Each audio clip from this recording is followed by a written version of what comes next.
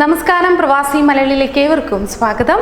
കുവൈറ്റിലെ സ്വകാര്യ വിദ്യാലയങ്ങളിൽ ഈ വർഷവും ഫീസ് വർധനവ് ഉണ്ടാവില്ല എന്ന വാർത്തയാണ് പ്രവാസി മലയാളിയിൽ നിങ്ങളുമായി പങ്കുവയ്ക്കാനുള്ളത്.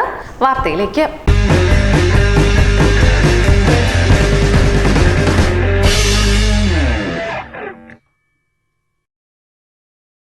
പ്രവാസികൾക്ക് ആശ്വാസമായി കുവൈറ്റിൽ സ്വകാര്യ വിദ്യാലയങ്ങളിൽ ഈ വർഷവും ഫീസ് വർധനവ് അനുവദിക്കില്ല. അമിത ഫീസ് ഈടാക്കുന്നുവെന്ന് പരാതി ലഭിച്ചാൽ സ്കൂളിന്റെ അംഗീകാരം തന്നെ റദ്ദാക്കുമെന്നാണ് വിദ്യാഭ്യാസ മന്ത്രി ഡോക്ടർ ഹമീദ് അൽ അസീമി വ്യക്തമാക്കുന്നത്.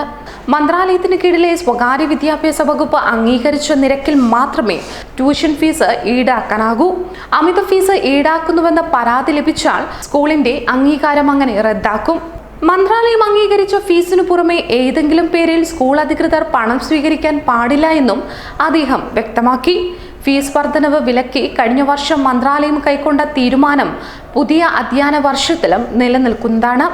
സ്വകാര്യ മേഖലയിൽ പ്രവർത്തിക്കുന്ന അറബ് സ്കൂളുകൾക്കും ദ്വിഭാഷാ സ്കൂളുകൾക്കും Indian, Pakistani, British, German, French വിദ്യാലയങ്ങൾക്കും നിർദ്ദേശം ബാധകമാണ്.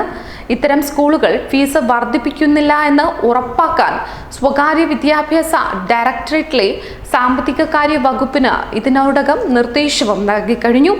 നിയമം മറികടന്ന് ഏതെങ്കിലും സ്ഥാപനങ്ങൾ ഫീസ് വർദ്ധിപ്പിച്ചതായി കണ്ടെത്തിയാൽ കടുത്ത നിയമ നടപടി ഉണ്ടാകുമെന്നും മന്ത്രി വിശദമാക്കി.